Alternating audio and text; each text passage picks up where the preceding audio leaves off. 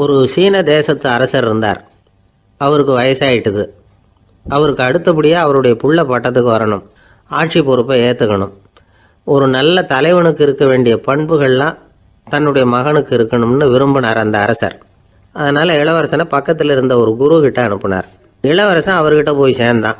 அந்த குரு என்ன பண்ணார் தெரியுமா? இவனை பார்த்து சொன்னார், இதை பாருப்பா, நீ என்ன பண்ணுற, இப்போவே பக்கத்தில் இருக்கிற காட்டுக்கு போ, நடுக்காட்டில் போய் ஒரு இடத்துல உட்காந்துக்கோ.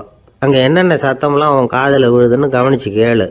உன் காதில் விழுந்த ஓசைகள் என்னென்னங்கிறத என்கிட்ட வந்து சொல்லு, அதுதான் எனக்கு தெரியணும், உனக்கு வேலையும் அதுதான் அப்படின்னு சொல்லி அனுப்பி வச்சுட்டார். இளவரசன் காட்டுக்கு போனான். குரு சொன்னபடியே ஒரு இடத்துல உட்காந்து கவனித்து கேட்டான். அதுக்கப்புறம் குருக்கிட்ட திரும்பி வந்தான். என்னென்ன சத்தம்லாம் கேட்ட அப்படின்னு கேட்டார் குரு. குருவே, காட்டில் நான் பறவைகள் சத்தம்லாம் கேட்டேன், மிருகங்களின் ஓசையையும் கேட்டேன், இதை தவிர இடி மின்னல் மழை இதுகளோட சத்தத்தையும் கேட்டேன் அப்படின்னா. குரு யோசனை பண்ணார், நீ இன்னமும் சரியாக கேட்கல, அதனால் மறுபடியும் காட்டுக்கு போ, கொஞ்ச நாள் தங்கியிருந்து கேட்டுட்டு வா அப்படின்னார். இளவரசனுக்கு ஒன்றும் புரியல. இருந்தாலும் குருவின் கட்டளையாச்சே, மறுக்க முடியுமா? உடனே அவன் மறுபடியும் காட்டுக்கு போனான். ஒரு இடத்துல உட்காந்தான். கொஞ்ச நேரம் உன்னிப்பாக கவனித்து கேட்டான். சில நாள் கழித்து குருக்கிட்ட திரும்பி வந்தான். குருவே, இந்த தடவை சில துல்லியமான சத்தங்களை எல்லாம் கேட்டான். தேனி பறக்கிற சத்தம், நீரோடையின் மெல்லிய ஓசை, இதெல்லாம் கேட்டேன்னா. குரு சிரிச்சார். நீ மறுபடியும் காட்டுக்கு போ, இன்னும் சில நாள் அங்கே இரு, முழுமையாக கவனமாக கேட்டுக்கிட்டு வா அப்படின்னு சொல்லி அனுப்பி வச்சுட்டார். இளவரசனுக்கு குழப்பம் அதிகமாயிட்டுது. ஒன்றுமே புரியல. மறுபடியும் காட்டுக்கு போனான். மௌனமாக ஒரு இடத்துல உட்காந்துட்டான். அப்படியே தியானத்தில் ஆழ்ந்துட்டான். சில நாளில் அவனுக்கு இதுவரை கேட்காத ஓசைகள்லாம் கேட்க ஆரம்பிச்சிட்டுது. இதைத்தான் நான் கேட்கணும்னு என்னுடைய குரு எதிர்பார்த்துருக்கிறாருங்கிறத புரிஞ்சுக்கிட்டான். உடனே குரு கிட்ட ஓடனான். குருவே, இந்த தடவை காதுகளுக்கு கேட்க முடியாத சில ஓசைகளை கூட என்னால் உணர முடிஞ்சுது. பூ மலருகிற ஓசை, சூரியனால் பூமி சூடாகிறப்போ எழுகிற ஓசை, காலை பனித்துளி இந்த புல்லுலாம் குடிக்கிற ஓசை, இது எல்லாம் என்னால் நல்லா கேட்க முடிஞ்சுது அப்படின்னா. குருவுக்கு இப்போ தான் திருப்தி ஏற்பட்டு தான். இளவரசனை பார்த்து சொன்னார், இதை பாருப்பா, இப்போ தான் நாட்டை ஆளுகிற தகுதி உனக்கு வந்திருக்குது அப்படின்னு சொல்லி அதுக்கு விளக்கமும் கொடுத்தாராம். எந்த அரசன் தன்னுடைய மக்களின் எதையும் பேசுகிற மௌன மொழியை, மௌன வார்த்தைகளை கேட்குறானோ அவன் தான் ஆள தகுதி உள்ளவன். எந்த அரசன் தன்னுடைய மக்களின் உணர்ச்சிகளை உண்மையாக உணர்றானோ அவன் தான் முதன்மையான அரசன். போலி வார்த்தைகளை மட்டும் கேட்டுட்டு பல மௌன ராகங்களை காதில் வாங்கிக்காதவன் அரசனே இல்லை. எந்த நாட்டில் எப்போ ஒரு அரசன் தன்னுடைய மக்களின் உணர்ச்சிகளை கேட்க மறுக்கிறானோ அன்னையிலேருந்தே அந்த நாடு அழிய தொடங்குது அப்படின்னு அர்த்தம். இதுதான் அந்த குரு இளவரசனுக்கு போதிச்சது. வாயால் பேசுகிறத மட்டும் கேட்டு ஏமாறக்கூடாது, உணர்ச்சிகளையும் கேட்கறதுல தான் மனப்பக்குவம் உண்டாகும். மக்கள் உணர்ச்சிகளை புரிந்து கொள்ளாத அரசர்கள் நீடிச்சிருக்க முடியாது. அது மாதிரி நாடுகளில் அடிக்கடி குழப்பம் தான் உண்டாகும். அப்படி இருந்தால் அடிக்கடி ஆட்சி மாறிக்கிட்டு இருக்கும். அப்படிப்பட்ட ஒரு தேசம், அங்கே ஒரு சிறைச்சாலையில் 3 கைதிகள் பேசிக்கிட்டு இருந்தாங்க. ஒருத்தன் சொன்னான், நான் இந்த நாட்டு ராஜாவை எதிர்த்து பேசிக்கிட்டு இருந்தேன், அதனால் என்னை பிடிச்சி கொண்டாந்து இங்கே போட்டுட்டாங்க அப்படின்னா ஒருத்தன். இன்னொருத்தன் சொன்னான், நான் இந்த நாட்டு ராஜாவை ஆதரித்து பேசிக்கிட்டு இருந்தேன், அதனால் என்னை பிடிச்சி கொண்டாந்து இங்கே தள்ளிவிட்டாங்க அப்படின்னா. அது சரி, நீ என்ன தப்பு பண்ண அப்படின்னு சொல்லி 3வது ஆளை பார்த்து இவங்க கேட்டாங்க. அதுக்கு அந்த ஆள் சொல்கிறான், நான் தான் இந்த நாட்டு ராஜா அப்படின்னா. இந்த உலகத்தில் உண்மையாகவே வேதாந்தம் பேசுகிறவங்களும் உண்டு, உள்ளுக்குள்ளே வேற மாதிரி இருந்துக்கிட்டு வெளியில் வேதாந்தம் பேசுகிறவங்களும் உண்டு. ஒரு ஆள் இருந்தார். அவரும் ஒரு கடை வச்சு வியாபாரம் பண்ணிக்கிட்டு இருந்தார். மகா கஞ்சன், யாருக்கும் எந்த உதவியும் செய்ய மாட்டார். எச்சில் கையென்ன ஈர கையை கூட உதற மாட்டார். அப்படிப்பட்ட மனுஷன். அந்த ஊருக்கு ஒரு முனிவர் வந்துக்கிட்டு இருந்தார். வருஷத்துக்கு ஒரு தடவை வருவார். ஒரு நாள் 2 நாள் இருப்பார், அப்புறம் போயிடுவார். அந்த முனிவர் வர்றப்போலாம் இந்த ஆள் எழுந்திரிச்சு ஓடி போய் அவரை வரவேற்பான். ரொம்ப பெரிய வேதாந்தி மாதிரி அவர்கிட்ட பேசிக்கிட்டு இருப்பான். காயமே இது பொய், வெறும் காற்றடைத்த பையும்மா, தர்மம் தலைகாக்கும்மா, பணம் என்ன சார் பணம், இன்னைக்கு ஒருத்தங்க கையில் இருக்கும், நாளைக்கு ஒருத்தங்க கையில் இருக்கும், எல்லாம் மாயம், எனக்கு தான் இன்னமும் இந்த சம்சார பந்தத்திலிருந்து விடுபடுறதுக்கு நேரம் வரலேம்மா. அந்த முனிவரும் இந்த ஆள் இப்படி சொல்கிறத கேட்ட உடனே, ஏப்பா அப்படி சொல்கிற, இப்போ கூட நீ சரின்னு சொல்லு, உனக்கு தீட்சை கொடுத்து இதிலேருந்து விடுபடுற ஞானத்தை போதிக்கிறேன் பார். உடனே அந்த ஆள் என்ன சொல்லுவான் தெரியுமா? ஐயோ சாமி, இப்போ அது எப்படிங்க முடியும், பிள்ளைங்கள்லாம் சின்ன சிறுசுங்க, அதுகளுக்கெல்லாம் ஒரு கல்யாணம் காட்சின்னு செஞ்சு கடமையை முடிச்சுட்டா நீங்கள் சொல்கிறபடி செஞ்சு விடலாமா. சரி, இன்னும் முனிவர் போயிடுவார். அடுத்த வருஷம் வருவார். இவன் வழக்கம் போல் வேதாந்தம் பேசுவான். சரி, தீட்சை கொடுக்குறேன் வா அம்பார். பேரம்பேத்தியை பார்க்கணும், கோர்ட்டில் கேஸ் ஒன்று இருக்குது, அது முடியணும் அப்படின்னு தயங்க ஆரம்பிச்சிருவான். எல்லாம் சொல்லுவான், ஆனால் குடிக்கிறதுக்கு தண்ணி கூட கொடுக்க மாட்டான். ரொம்ப வருஷம் கழித்து மறுபடியும் ஒரு நாள் அந்த ஊருக்கு முனிவர் வந்தார். இவன் கடைக்கு வந்தார். அப்புறம் அங்கே கல்லாவில் நம்ம ஆள் இல்லை, அவன் புள்ள தான் உட்காந்துருக்கிறான். அப்பாவை போலவே புள்ளையும் எழுந்திரிச்சு ஓடியாந்து முனிவரை வரவேற்றான். அப்பா எங்கேன்னு விசாரித்தார் முனிவர். ஐயோ, அதை ஏன் கேட்குறீங்க சாமி, உங்ககிட்ட தீட்சை வாங்கி இந்த சம்சார பந்தத்திலேருந்து விடுதலை பெறணும்னு சொல்லிக்கிட்டே இருப்பார். அது நிறைவேறாமலே போய் சேர்ந்துட்டார். போன மாதம் ஒரு நாள் திடீர்னு நெஞ்சு வலிக்குதுன்னார், அவ்வளோதான் போட்டுன்னு போயிட்டார் அப்படின்னு புலம்புனான் பையன். இதை கேட்டதும் முனிவர் சிரிச்சாரான். அவன் எங்கடா போவான், உன் அப்பா எங்கேயும் போகல, இதோ வாழை ஆட்டிக்கிட்டு உன் காலடியிலே இருந்துக்கிட்டு இருக்கான் பார் அப்படின்னு சொல்லி அங்கே நின்றுக்கிட்டு இருந்த ஒரு நாயை சுட்டி காட்டினாரான். என்ன சாமி சொல்கிறீங்க அப்படின்னு ஆச்சரியமாக கேட்டிருக்கான் பையன். உடனே முனிவர் அந்த நாயோட தலையில் ஒரு தட்டு தட்டி பேசுகிறா அப்படின்னாரான். உடனே அந்த நாய் வேதாந்தம் பேச ஆரம்பிச்சுட்டு தான். காயமே இது போய் வெறும் காற்றடைத்த பைய அப்படின்னு தான்.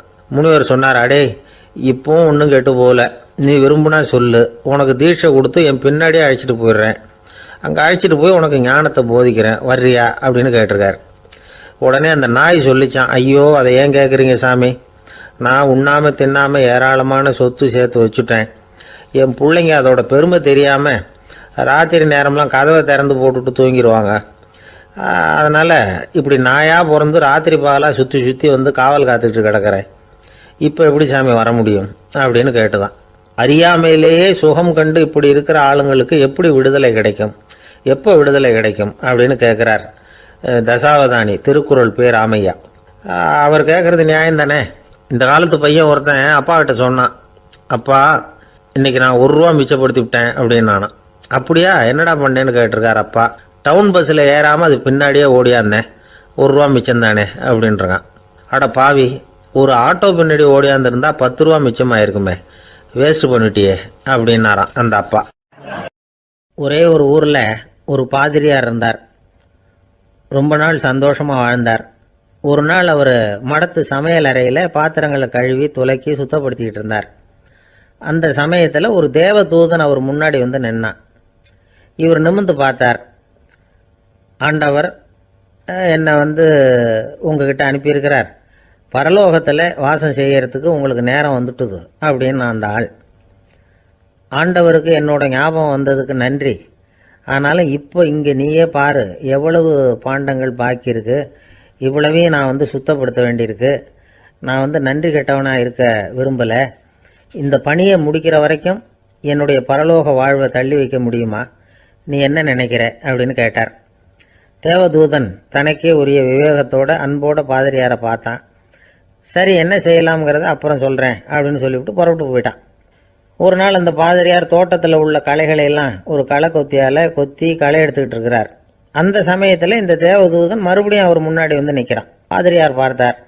இதை பாரு, இந்த தோட்டம் பூராவும் எவ்வளவு களை மண்டி கிடக்கு, பரலோகம் கொஞ்ச காலம் எனக்காக பொறுத்திருக்கலாம்னு நீ நினைக்கிறியா அப்படின்னு கேட்டார். தேவதூதன் சிரிச்சுக்கிட்டே மறுபடியும் மறைஞ்சிட்டான். மறுபடியும் அவர் களை எடுக்கிறது, தானிய களஞ்சியத்துக்கு வர்ணம் பூசுறது, இப்படிப்பட்ட வேலைகளில் ஈடுபட்டிருக்கார். இன்னொரு நாள் ஒரு மருத்துவமனையில் நோயாளிகளை கவனிச்சுக்கிட்டு ரொம்ப தீவிரமாக இருக்கிறார் அந்த பாதிரியார். ஒரு நோயாளியோட தாகத்துக்கு தண்ணீர் கொடுத்துட்டு நிமிர்ந்து பார்க்குறப்போ தேவதூதன் மறுபடியும் அவர் முன்னாடி நிற்கிறான். இந்த தடவை பாதிரியார் தன்னலமற்றவராக பேரன்பை காட்டக்கூடிய வகையில் தன்னுடைய 2 கைகளையும் உயர்த்தியபடி தேவதூதனின் கவனத்தை பிணியால் வாடக்கூடிய நோயாளிகளின் பக்கம் திருப்பினாராம். தேவதூதன் ஒன்றும் சொல்லலை, மறைஞ்சிட்டான். அன்னைக்கு சாயந்தரம் பாதிரியார் மடத்தில் உள்ள தன்னுடைய அறைக்கு போய் இளைப்பாறினார். யோசித்து பார்த்தார். தேவதூதனையும் தேவதூதனின் விருப்பத்தையும் பல நாள் தள்ளி போட்டு வந்ததையும் அவர் ரொம்ப நினச்சி பார்த்தார். திடீர்னு தான் முதுமை அடைகிறதையும் சோர்வு அடைகிறதையும் உணர்ந்தார். ஆண்டவரை நினச்சார். ஆண்டவரே, உம்முடைய தூதனை மறுபடியும் என்கிட்ட அனுப்புனா நான் சந்திக்கிறதுக்கு ஆவலாக இருக்கேன் அப்படின்னு சொல்கிறப்பவே தேவதூதன் பக்கத்தில் நின்னான். பாதிரியார் நிமிர்ந்து பார்த்தார். நீ இப்போவே என்னை அழைச்சிக்கிட்டு போக விரும்பினா நான் பரலோகத்துக்கு வர்றதுக்கு தயாராக இருக்கேன்னார். தேவதூதன் அந்த பாதிரியாரை அன்போடவும் விவேகத்தோடவும் பார்த்து, நீங்கள் என் கூட பரலோகத்துக்கு வர்ற தயாராக இருக்கிறதா சொல்கிறீங்க, ஆனால் நீங்கள் இது வரைக்கும் வேறு எங்கே இருந்ததா நினைக்கிறீங்க அப்படின்னு. அப்படின்னா இது வரைக்கும் இருந்த இடம்தான் பரலோகம் அப்படிங்கிறத உணர்த்தியிருக்கிறான். பரலோகம்னா என்னென்னு புரிஞ்சுக்கிறதுக்கு இந்த சம்பவம் நமக்கு உதவியாக இருக்குது. தொண்டு செய்கிறத விட பெரிய செயல் வேற எதுவும் இருக்க முடியாது. அது நம்ம மனசுக்கு கொடுக்குற சுகத்தை வேற எதுவும் கொடுக்க முடியாது. நாம் தொண்டு செய்கிற இடம் தான் அந்த புண்ணிய இடம். ஆனால் இந்த காலத்துல எல்லாம் நாம் தொண்டு செய்யணும்னு நினச்சி ஏதாவது ஆரம்பித்தா கூட அதை ஒரு மாதிரியாக சுற்றி நின்று வேடிக்கை பார்க்க ஆரம்பிச்சிடுறாங்க. ஒரு பெரியவர் அப்படித்தான் ஒரு தொண்டு செஞ்சுக்கிட்டு இருந்தார். ஒரு கோவில் கட்டிக்கிட்டு இருந்தாங்க. அதில் ஒரு இடத்துல ஒரு பலகையை வச்சு ஆணி அடிக்கிற வேலையை செஞ்சுக்கிட்டு இருந்தார் அந்த பெரியவர். ஒரு சின்ன பையன் அதை ரொம்ப ஊக்கமாக அக்கறையாக கவனிச்சுக்கிட்டு இருந்தான். பெரியவர் இதை கவனித்தார். என்னப்பா பார்க்குற, உனக்கும் இது மாதிரி தொண்டு செய்யணும்னு ஆசையாக இருக்கா அப்படின்னு கேட்டார். அதுக்கு அந்த பையன் சொல்கிறான், அப்படி இல்லைங்க, நீங்கள் ஆணி அடிக்கிறப்போ கையில் சுத்தியால் அடிச்சுக்கிட்டா எப்படி துடிப்பீங்க எப்படி கத்துவீங்கன்னு தெரிஞ்சுக்கிறதுக்காக அதை பார்க்கணும்னு ஆசை, அதுக்காக தான் காத்துக்கிட்டு இருக்கேன் அப்படின்னு நான். ஒரு ராஜா ஊரெல்லாம் சுற்றி பார்த்துட்டு வரலாம்னு ஒரு நாள் புறப்பட்டு போனார். ஒரு இடத்துல தறி நெசவு வேலை ரொம்ப மும்முரமாக நடந்துக்கிட்டு இருந்தது. ஒரு பெரியவர் தறியால் நெசவு வேலை செஞ்சுக்கிட்டு இருந்தார். பக்கத்தில் ஒரு அழகான பொண்ணு உட்காந்து நூலை சுற்றிக்கிட்டு இருக்குது. ராஜா அந்த பெரியவரை பார்த்து யார் இந்த பொண்ணுன்னு விசாரித்தார். ராஜா அப்படி கேட்டதும் அவருக்கு ரொம்ப பெருமையாக போயிட்டுது. ஏன்னா உட்காந்துருந்தது அவரோட மகள். அரசே, இது என்னுடைய மகள். இவ வேகமாக நூல் திரிக்கக்கூடியவள். வைக்கோல் எடுத்து இவ திரிச்சா கூட அது எல்லாம் பவுனிழையாக வெளியில் வரும் அப்படின்னு ஒரு ராசி இவளுக்கு அப்படின்னு ரொம்ப பெருமையாக ராஜா கிட்ட சொன்னார். ராஜா இதை கேட்டதும் அசந்துட்டார். அப்படியா, இவ்வளவு அழகும் சாமர்த்தியமும் உள்ள இந்த பொண்ணு என்னோட வரட்டுமே, இவளை என் மருமகளை ஆக்கிக்கிறேன் அப்படின்னார் ராஜா.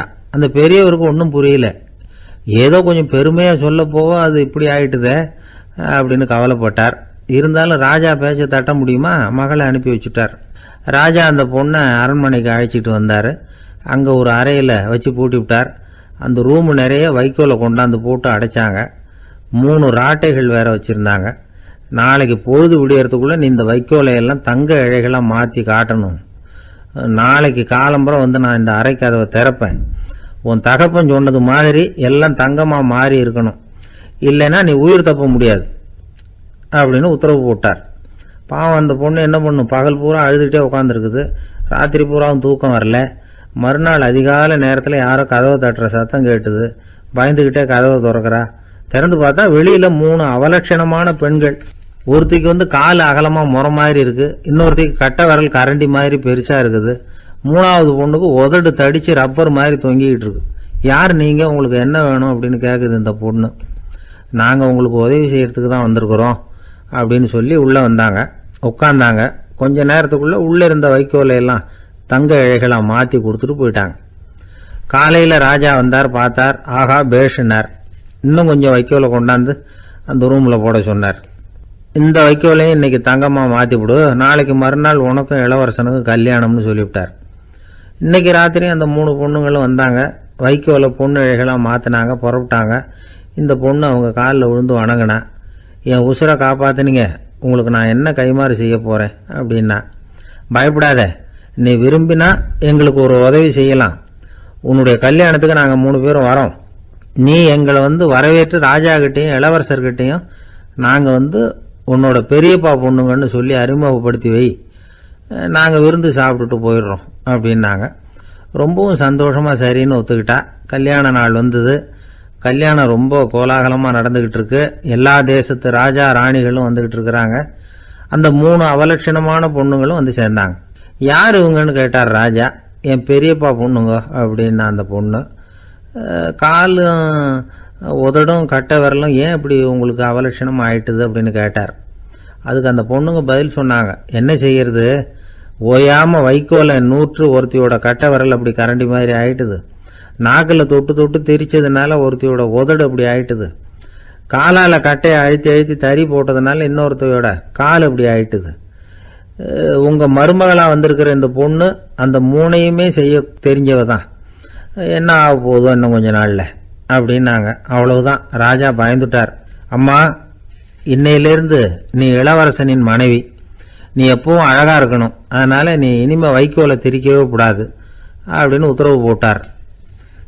அவளை இக்கட்டான சூழ்நிலையிலிருந்து காப்பாற்றின அந்த 3 பொண்ணுங்களும் சந்தோஷமாக திரும்பி போயிட்டாங்களாம். சுவாமி சின்மயானந்தர் இந்த கதையை சொல்லியிருக்கிறார். தன்னலம் மறந்து சுயலாபத்தை தியாகம் செய்கிறது வைக்கோல்ல இருந்து தங்க இழைய நூக்கிறது மாதிரி அப்படிங்கிறார் அவர்.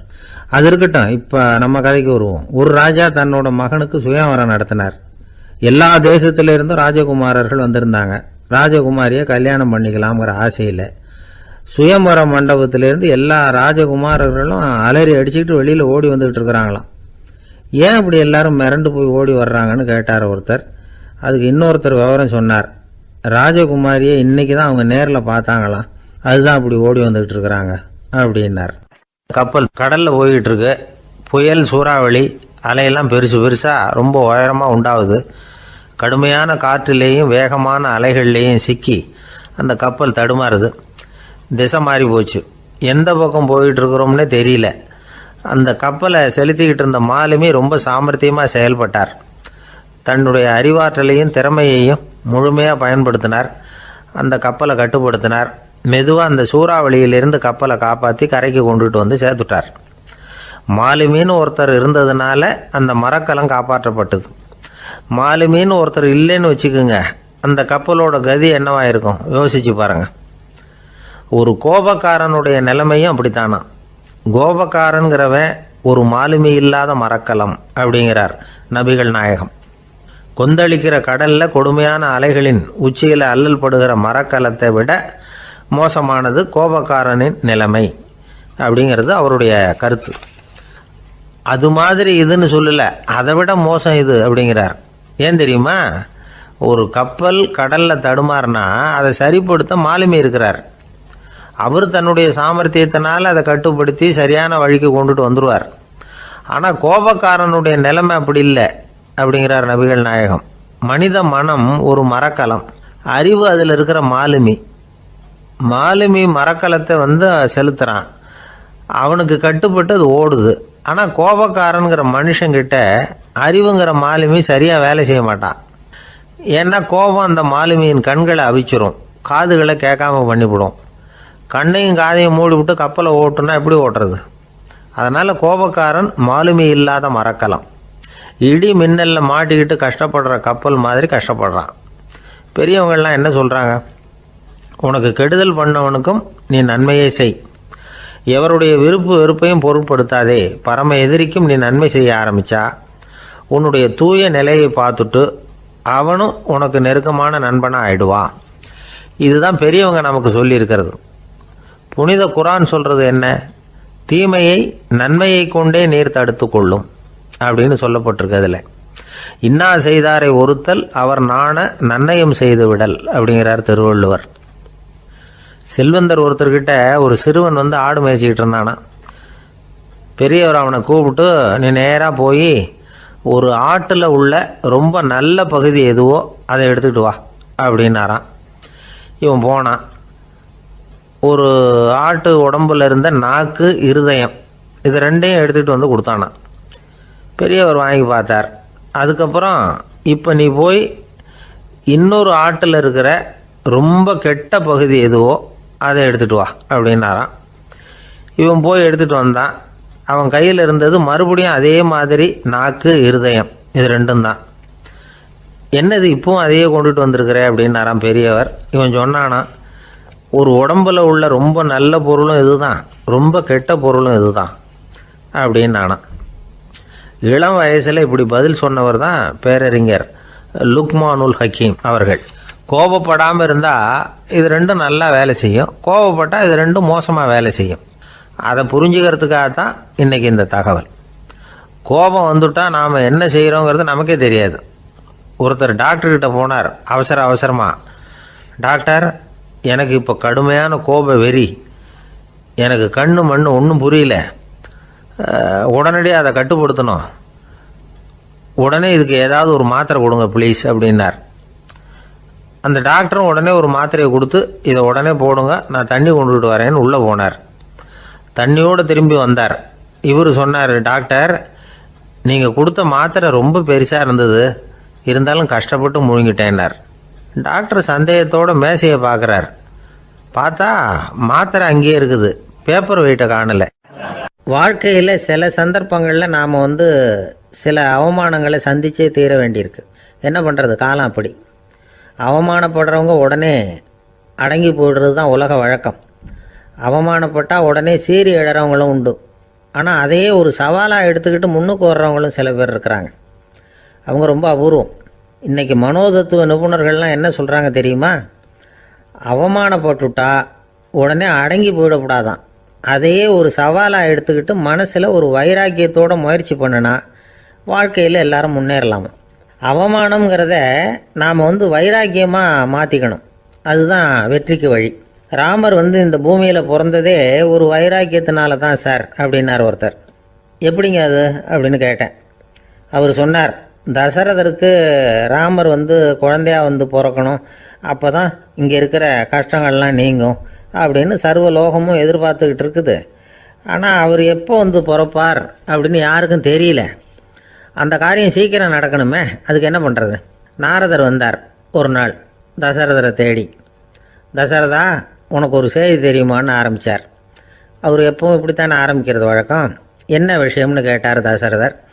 தசரதா, நீ அடிக்கடி உன்னோட தேரில் ஏறிக்கிட்டு தேவலோகத்துக்கு போகிற, அங்கே போகிற வர்ற எல்லாம் பண்ணிகிட்ருக்க, எல்லாம் சரி.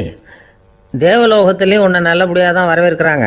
தேவேந்திரன் உன்னை பிரியமாக அழைச்சிட்டு போய் தன்னுடைய அரியாசனத்திலேயே தனக்கு பக்கத்திலேயே உட்கார வைக்கிறான். நீயும் சந்தோஷமாக உட்காந்து பேசிவிட்டு வந்துடுற. ஆனால் நீ இங்கே வந்ததுக்கு அப்புறம் அங்கே என்ன நடக்குது தெரியுமா உனக்கு அப்படின்னாரான் நாரதர். என்ன நடக்குது எனக்கு ஒன்றும் தெரியலையே அப்படின்னாரான் தசரதர். நாரதர்கிட்ட கிட்டத்தில் கேட்டிருக்கார், கொஞ்சம் சொல்லுங்கள் என்னது அப்படின்னு. அவர் நெருங்கி வந்தாரான் நாரதரும். மெதுவாக அவர் காதோட காதாக சொன்னாராம். அதாவது நம்ம பாஷையில் சொல்லப்போனால் பற்ற வைக்கிறார். நீ அங்கே தேவேந்திரங்கிட்ட உட்காந்து பேசிவிட்டு வந்த பிறகு நீ அங்கே உட்காந்துருந்த அரியாசனத்தை தண்ணி ஊற்றி கழுவி சுத்தப்படுத்துகிறாங்க. நீ என்ன அந்த அளவுக்கு சுத்தம் இல்லாத ஆளா, தினம் குளிக்காமையாக இருக்கிற அப்படின்னாராம். தசரதருக்கு இது ரொம்ப அவமானமாக போயிட்டுது. அப்படியே செய்கிறாங்க அப்படின்னாராம். ஆமாம், நீ வேணும்னா நான் சொல்கிறது உண்மையாக இல்லையா அப்படின்னு சோதனை பண்ணி பார்த்துக்கோ அப்படின்னாரான் நாரதர். உடனே தசரதர் இதுக்காகவே புறப்பட்டு தேவலோகம் போனார். அங்கே வழக்கம் போலவே இவரை கூப்பிட்டு உட்கார வச்சு பேசிக்கிட்டு இருந்தான் தேவேந்திரன். கொஞ்ச நேரம் பேசிக்கிட்டு இருந்துட்டு சரி நான் கிளம்புறேன்னு புறப்பட்டார். சரி, அவனும் வாசல் வரைக்கும் வழி அனுப்பி வச்சுட்டு உள்ளே போயிட்டான். தசரதர் வெளியில் கொஞ்ச நேரம் மறைஞ்சி இருந்துட்டு மெதுவாக உள்ளே எட்டி பார்த்தார் என்ன நடக்குதுன்னு. நாரதர் சொன்னது உண்மைதான். தசரதர் உட்காந்துருந்த ஆசனத்தை அங்கே 2 தேவர்கள் கழுவி சுத்தப்படுத்திக்கிட்டு இருக்கிறாங்க. தசரதரால் இதை தாங்கிக்க முடியல. அவருக்கு ரொம்ப அவமானமாக போச்சு. நேராக கிடுகிடுன்னு தேவேந்திரங்கிட்டே போனார். நான் உட்காந்துருந்த இருக்கையே சுத்தம் பண்ணுறியே, நான் என்ன அந்த அளவுக்கு பாவியா அப்படின்னு கேட்டார். ரொம்ப கோபமாக கேட்டார். தசரதரே, மனுஷனுக்கு 3 கடன்கள் உண்டு. தேவ கடன், ரிஷி கடன், பித்ரு கடன். இதை தீர்க்காதவன் பாவியாகிறான். இதில் மகனை பெறுவதால் தான் பித்ரு கடன் தீரும். உனக்கு மகன் கிடையாது, அதனால் நீ பாவி ஆகிற. பாவி உட்காந்துருந்த இடம்ங்கிறதுனால அதை சுத்தம் செய்ய வேண்டியது எங்கள் கடமை அப்படின்னு நானான் தேவேந்திரன். இந்த இடத்துல தசரதருக்கு ஏற்பட்ட அவமானம் ஒரு வைராக்கியமாக மாறிச்சு. தேவேந்திரனே கேட்டுக்கோ, ஒரு மகனை பெற்ற பிறகு தான் இந்த சபையில் மறுபடியும் அடி எடுத்து வைப்பேன் அப்படின்னு சொல்லிவிட்டு போயிட்டாரான். போய் புத்திர காமேஷ் யாகம் பண்ணார். புத்திரர்கள் பிறந்தார்கள். இந்த கதையில் உள்ள கருத்து என்னென்னா, தேவேந்திரன் தசரதரை அப்படி அவமானப்படுத்தலைன்னா அவருக்கு இப்படி ஒரு வைராக்கியம் பிறந்திருக்குமா? யோசிச்சு பார்க்கணும். நமக்கு ஏற்படுகிற சில அவமானங்களையும் வைராக்கியமாக மாற்றிக்குவோம். அப்படி மாற்றிக்கிட்டோம்னா வாழ்க்கையில் முன்னேறலாம். நம்ம ஆளுங்க சில பேர் அவமானத்தை வைராக்கியமாக மாற்றிக்கிறது எப்படி தெரியுமா? நம்மக்கிட்ட ஒரு பையன் சொன்னான், எங்கள் அப்பா என்னை எல்லாருக்கும் முன்னாடி வச்சு திட்டிவிட்டார், பொறுப்பு இல்லாமல் ஊர் சுற்றுறேன்னு சொல்லி அவமானப்படுத்தி விட்டார். இனிமேல் நீ என் முகத்திலேயே முழிக்காதரா போடான்னு வேற சொல்லிவிட்டார். எனக்கு ரோஷம் வந்துட்டுது. அந்த அவமானத்தை வைராக்கியமாக மாற்றிக்கிட்டேன். அன்னையிலேருந்து அவர் முகத்திலேயே முழிக்கிறது இல்லை அப்படின்னா. அப்படியான்னு கேட்டோம். ஆமாங்க, அவர் வீட்டில் இல்லாத நேரமாக பார்த்து உள்ள சமையல் கட்டுக்கு போய் சாப்பிட்டுட்டு நைஸாக வெளியில் வந்துடுவேன் அப்படிங்கிறான் அவன். அசோக மன்னர் வந்துகிட்டு இருக்கார். அவருடைய ஆலோசகர்கள் எல்லாம் பக்கத்தில் வந்துகிட்டு இருக்கிறாங்க. அந்த சமயத்தில் எதிரில் ஒரு புத்த பிக்ஷு வர்றார். அசோகர் பார்க்குறார். ஓடி போய் அவர் காலில் விழுந்து வணங்குறார். அசோக மன்னரின் தலை அந்த புத்த துறவியின் பாதத்தில் பட்டுக்கிட்டு இருக்கு. பக்கத்தில் நின்றுகிட்டு இருந்த அமைச்சருக்கு இது ரொம்ப சங்கடமாக போச்சு. ரொம்ப வருத்தப்பட்டார். நம்ம அசோக சக்கரவர்த்தி எப்பேற்பட்டவர், அவரோட தலை ஒரு சன்னியாசியின் பாதத்தில் படுறதா அப்படின்னு நினைச்சு ரொம்ப கவலைப்பட்டார். அரண்மனைக்கு திரும்பினதும் அமைச்சர் மெதுவா ஆரம்பிச்சார். அரசே, எனக்கு ரொம்ப வருத்தமா இருக்குது அப்படின்னார். எதுக்குன்னார் மன்னர். அசோக சக்கரவர்த்தியின் தலை, அதாவது அந்த சிரம், ரொம்ப மதிப்புமிக்க ஒன்று. அது ஒரு சன்னியாசியின் காலில் படலாமா அப்படின்னார். அசோகர் பதில் சொல்லல, சிரிச்சார், போயிட்டார். அதுக்கப்புறம் ஒரு சரியான சந்தர்ப்பத்துக்காக காத்துக்கிட்டு இருந்தார். ஒரு நாள் அமைச்சரை கூப்பிட்டார். எனக்கு 3 தலைகள் வேணும் அப்படின்னார். சொல்லுங்க, கொண்டுகிட்டு வரேன் அப்படின்னார் அமைச்சர். அசோகர் சொன்னார், முதல்ல எனக்கு தேவையானது ஒரு ஆட்டின் தலை, 2வது ஒரு புலியின் தலை, 3வது ஒரு மனிதனின் தலை. இதுதான் அசோகர் கேட்டது. எங்க இருந்தாலும் கொண்டு வாங்கன்னார். அமைச்சர் புறப்பட்டார். ஆட்டுத்தலை, புலித்தலை கிடைச்சிட்டுது. அப்புறமா ஒரு சுடுகாட்டுக்கு போய் ஒரு மனித தலையும் சேகரம் பண்ணிட்டு ராஜா கிட்ட வந்துட்டார். அரசே, உங்கள் ஆணைப்படி 3 தலைகளையும் கொண்டு வந்திருக்கிறேன்னார். அசோகர் பார்த்தார். ரொம்ப நல்லது, இப்ப இது 3ஐயும் எடுத்துக்கிட்டு போய் சந்தையில வித்துட்டு வாங்க அப்படின்னார். அமைச்சர் அதுகளை எடுத்துக்கிட்டு சந்தைக்கு போனார். முதல்ல ஆட்டுத்தலை நல்ல விலைக்கு வித்து போச்சு. நல்ல விலை கொடுத்து வாங்கிட்டு போட்டாங்க. அடுத்தபடியா புலி தலைய ஒருத்தர் வாங்கிட்டார். அதை பாடம் பண்ணி வீட்டில் மாட்டி வைக்கலாமே அப்படின்னு நினைச்சு அதையும் வாங்கிட்டு போட்டார். மனித தலையை மட்டும் வாங்கறதுக்கு யாரும் முன் வரல. எல்லாரும் அதை பார்த்துட்டு விலகி போக ஆரம்பிச்சாங்க. அமைச்சர் திரும்பி வந்தார். அரசே, இந்த தலையை மட்டும் யாரும் வாங்க மாட்டேங்கிறாங்க அப்படின்னார். சரி, பரவாயில்ல, இதை இலவசமாவே எனாமாவே யாருக்கிட்டையாவது கொடுத்துட்டு வந்துருங்க அப்படின்னார். அமைச்சர் மறுபடியும் சந்தைக்கு போனார். இதை இலவசமா தரேன், இதை வாங்கிக்கோங்க அப்படின்னார். அப்பவும் அதை யாரும் வாங்கிக்கிறதுக்கு தயாரா இல்லை. மறுபடியும் திரும்பி மன்னர்கிட்ட விவரத்தை சொன்னார். இப்போ மன்னர் சொல்றார், அமைச்சரே, உயிர் இருக்கிற வரைக்கும் தான் இந்த தலைக்கு மதிப்பு. ஜீவன் போனதுக்கு அப்புறம் அதோட மதிப்பும் போயிடுது. அதனால மதிப்பு இருக்கும் பொழுதே பெரியவர்கள் பாதம் பணிந்து அந்த புனிதத்தை பெற்றுக்கொள்ளணும் அப்படின்னார். பணிவுங்கிறது வேற, அடிமைத்தனம்ங்கிறது வேற. பெரியவர்களை பணிவது நமக்கு பெருமை தரக்கூடிய விஷயம். இதை மனசுல வச்சுக்கிட்டு எப்போ காலில் விழணும், எப்போ காலில் விழக்கூடாது அப்படிங்கறத முடிவு பண்ணிக்கணும். ஒரு சாதாரண ஆள் நடந்து வந்துகிட்டு இருந்தார். எதிரில் வந்த ஒரு பெரிய மனுஷன் ஓடி போய் அவர் காலில் விழுந்து தன்னுடைய தலையை அவர் பாதத்தில் கொண்டு போய் வச்சார். கொஞ்ச நேரம் கழிச்சு எழுந்திரிச்சு வந்துட்டார். வந்த பிறகு இவரை கேட்டேன், ஏன் திடீர்னு ஓடி போய் அந்த ஆளு காலில் விழுந்தீங்க அப்படின்னு. அவர் போட்டிருக்கிறது என்னோட காணாம போன செருப்பான்னு கண்டுபிடிக்கிறதுக்காக அப்படி விழுந்தேன் அப்படின்னார்.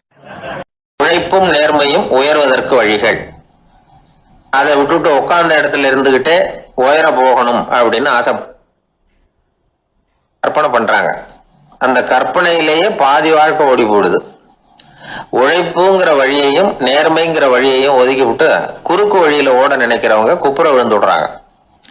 எந்த தொழிலை நாம செய்தாலும் சரி, அந்த தொழிலுக்குரிய பெருமையை நாம புரிஞ்சுக்கிட்டு அதுல ஈடுபடணும். அப்படி இல்லாம, என்ன சார் பொழப்புது, இந்த தொழிலை மனுஷன் செய்வானா அப்படி புலம்பிக்கிட்டே இந்த தொழிலையே செஞ்சுக்கிட்டு இருக்கிறவங்க நம்மள பல பேர் உண்டு. செய்யும் தொழிலே தெய்வம் அப்படின்னு சொல்றாங்கல்ல. அப்படி சொல்றது எதுக்காக? அந்த அளவுக்கு அதுல ஒரு ஈடுபாடு வேணுங்கிறதுக்காகத்தான்.